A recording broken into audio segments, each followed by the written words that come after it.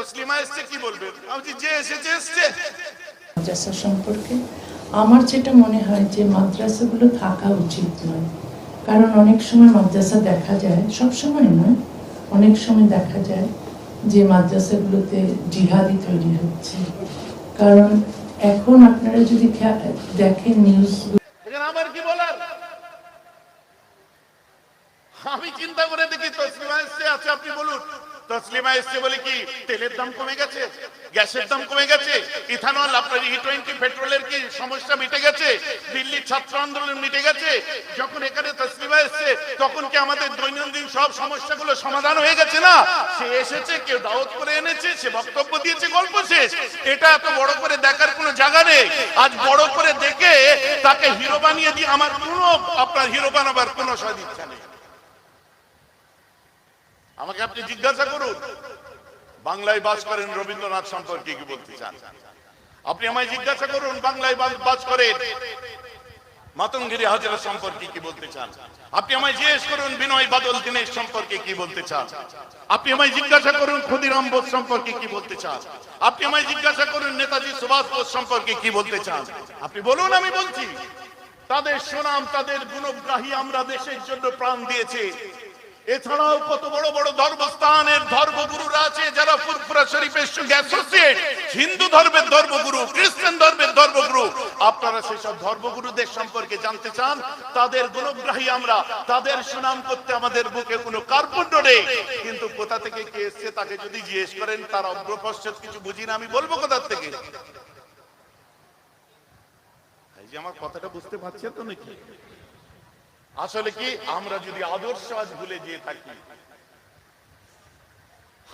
আমি আরেকটা কথা তাকে বললাম, তাকে দাওয়াত দিয়ে আনার আগে তার সমস্ত বইগুলো একবার যদি পড়তো, দাওয়াত দেওয়ার আগে তার সমস্ত বইগুলো পড়লে আমার মনে হয় দাওয়াত দিত না, বাকি সে বুঝে নিত।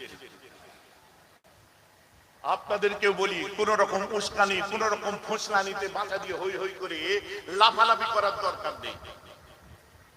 কনস্ট্রাকটিভ চিন্তাধারা, ভারতের সংবিধানকে শ্রদ্ধা করি, সংবিধান সম্মতভাবে আমরা চলতে পছন্দ করি, একে অন্যের পরিপূরক হয়ে বাঁচতে আমরা পছন্দ করি, একে অন্যের মুখে হাসি ফোটাবার জন্য আমরা, ছোটবেলার যে বন্ধু ছিল আজও আমার সে বন্ধু আছে, কালও সে আমার বন্ধু ছিল, আগামীতেও সে আমার বন্ধু থাকবে। আমাদের ছোটবেলার বন্ধুত্ব, ভ্রাতৃত্ব যেন আমরা নষ্ট না করে ফেলি, এই জিনিস মাথায় রাখতে হবে। রাজনীতি করতে যে ভাই ভাইয়ের শত্রু যেন না হয়ে যায়। সেই আদর্শ আল্লাহ রাসূল দেখিয়েছেন। কোন জাতির তুমি দেখতে যেও না, কোন ধর্মের তুমি দেখতে যেও না, মানুষের সেবা করো। মেয়েটি সুস্থ হয়ে গেল, বুঝলেন? বিরক্ত লাগছে না তো কাউকে? মেয়েটি সুস্থ হয়ে গেল। সুস্থ হয়ে যখন চলে যাবে, হযরতে বেলালে হাবশিকে আল্লাহ রাসূল বলছেন, বেলাল, যারে মেয়েটাকে একটু পার করে দেওয়ায়, মানে পার করে দেওয়ায়। মেয়েটি আমার নবীজির ঘর থেকে বেরিয়েছে, আল্লাহ রাসূল ঘরের পাশের জানালায় দাঁড়িয়ে, আর এক পাশে আম্মা ফাতেমা ছোট্ট মতো, তার পাশে আম্মা খাদিজা, দরজা মধ্যে দেওয়াল, তার পাশে জানালা, মানে সব সামনের দিকে। ওদিকের কথাবার্তা এখনো কমলো না, আপনারা ওয়াজ করবেন? গরমে আমার সব জায়গা থেকে ঘাম বার হচ্ছে, আর আপনারা কথা বলছেন।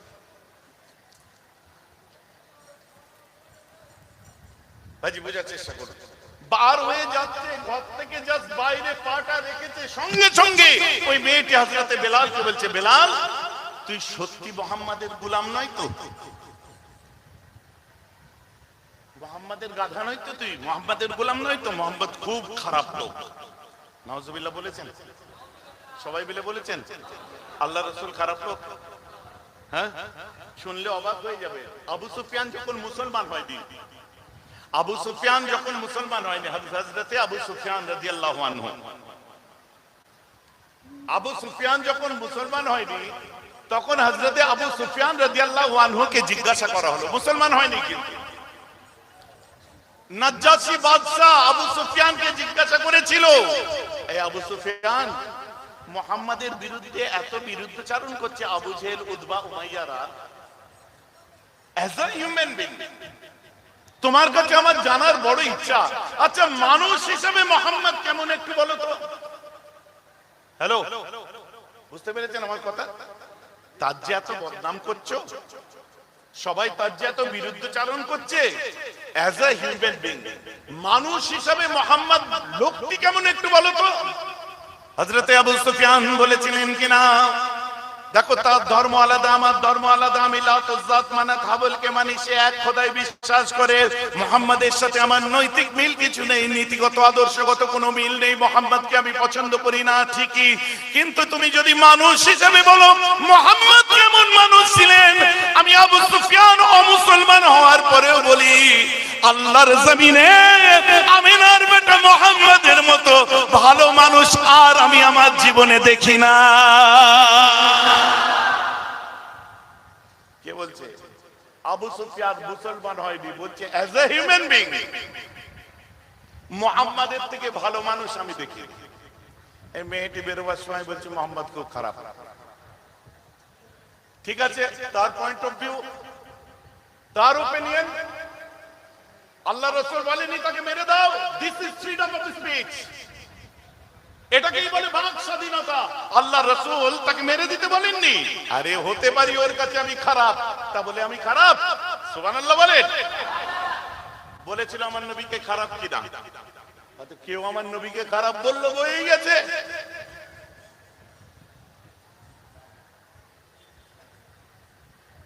হযরতে বেলাল বলছে তোকে স্বামীর সার্টিফিকেটটা সব থেকে ভালো তার বউ দিতে পারে, তাই না? আমার স্বামী কেমন? আম্মা খাদিজাকে একসময় জিজ্ঞেস করা হলো, হ্যাঁ বিবি খাদিজা, আপনার কাছে একটা প্রশ্ন করি, আপনার স্বামী মুহাম্মদ সাল্লাল্লাহু আলাইহি ওয়াসাল্লাম অ্যাজ এ হিউম্যান বিং, মানুষ হিসাবে তার চারিত্রিক দিকটা কেমন একটু বলবেন? বলছে আমি খাদিজা, আমি আমার বিয়ের 10 বছর আগে থেকে আমার রাসূল মুহাম্মদ সাল্লাল্লাহু আলাইহি ওয়াসাল্লাম আমার স্বামীকে দেখছি। আমি যখন 25 ও তখন, আমি যখন 30 ও তখন 15, ওর 15 বছর বয়স থেকে আমি ওকে দেখছি। আজ আমার স্বামী হয়েছে যখন ওর বয়স 25, আমার বয়স 40, কিন্তু আমি মুহাম্মদকে জীবনে আমার চোখে চোখ রেখে কথা বলতে দেখিনি। যখনই কথা বলতো মুহাম্মাদের নজরটা আমার পায়ের দিকে থাকতো। বলুন না সুবহানাল্লাহ। বলছে এত সৎ চরিত্রের মানুষ আর আমি দ্বিতীয় দেখিনি।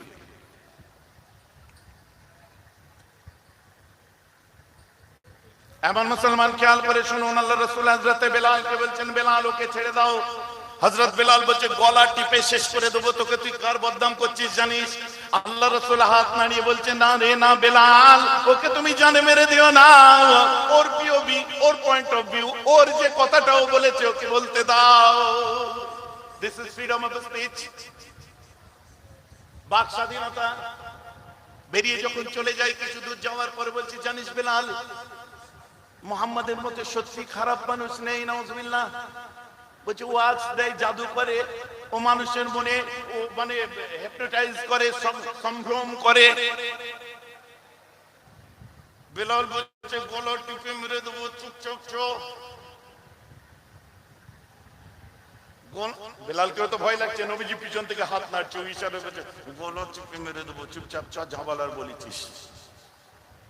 হঠাৎ কিছু দূর আগিয়ে গেলেন, আগিয়ে যাওয়ার পরে বলছে কিনা বেলাল, মুহাম্মদ হচ্ছে ধোঁকাবাজ, ধাপ্পাবাজ, মানুষের মনে আঁচ করে, জাদু করে। মুহাম্মাদের মতো বেঈমান আর দুনিয়াতে একটাও দেখিনি। হযরতে বেলাল সহ্য করতে পারে না, দুই হাত দিয়ে ওর গলাটা ধরতে, আমার রাসূল, আমাদের দুনিয়ার বাদশা দয়ার নবী দুটো হাত নাড়িয়ে ইশারা করে আর বলে না না না বেলাল, ওকে তুই জানে মেরে দিস না বেলাল। বেলাল তুই ওকে ছেড়ে দে বাবা, ওকে ছেড়ে দে। ছেড়ে দেওয়ার পরে কাঁদতে কাঁদতে বেলাল ওর মাথাটা ধরে এরকম ঘুরিয়ে দিয়ে বলছে ওই দেখ। ওই কি বলছে, বললো বলে তোকে ছেড়ে দিলাম। বলছে ও মা গো, কি সুন্দর একজন মানুষ, দুই হাত নাড়ছে কেন? বলছে পাগল, নাড়ছে বলি তো বেঁচে আছিস।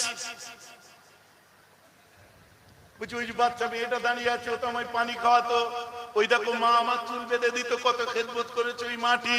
বলছে পাগল, ওরা কারা জানিস? বলে কারা? বলছে যাকে ঘৃণা করিস তুই জানিস? বলে কাকে? মুহাম্মদকে ঘৃণা করি। বলছে পাগলি, ওটা মুহাম্মদের স্ত্রী। আর এই বাচ্চাটা মোহাম্মদ সাল্লাল্লাহু আলাইহি ওয়াসাল্লামের বাচ্চা, যার বাড়িতে তুই এতদিন ছিলি ওটা মোহাম্মদ সাল্লাল্লাহু আলাইহি ওয়াসাল্লামের বাড়ি। তুই ওকে ঘৃণা করিস, তুই আমার নবীকে ঘৃণা করিস বলে নিজের বাড়িতে আমার রাসূল লুকিয়ে চুপি চুপি চোরের মতো থাকতো, তোর সামনে আসতো না। আজ তোকে মারতে বারণ করছে কেন জানিস?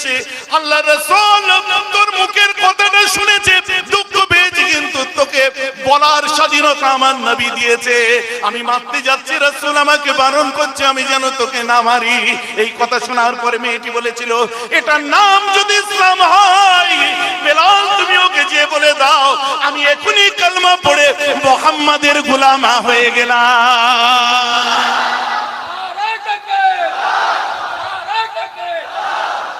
This is my Islam. This is my Islam.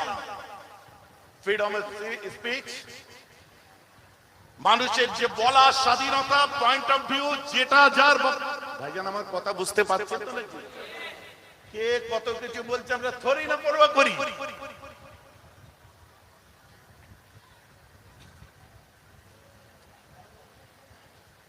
অতএব আপনাদের ব্যাপারগুলো, বিষয়গুলো সব মনে রাখতে হবে।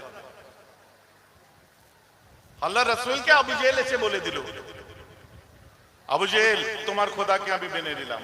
বাবা কি ব্যাপার, খোদাকে মেনে নিল? What is this? কে বলছে? আবু জেহেল মেনে নিল।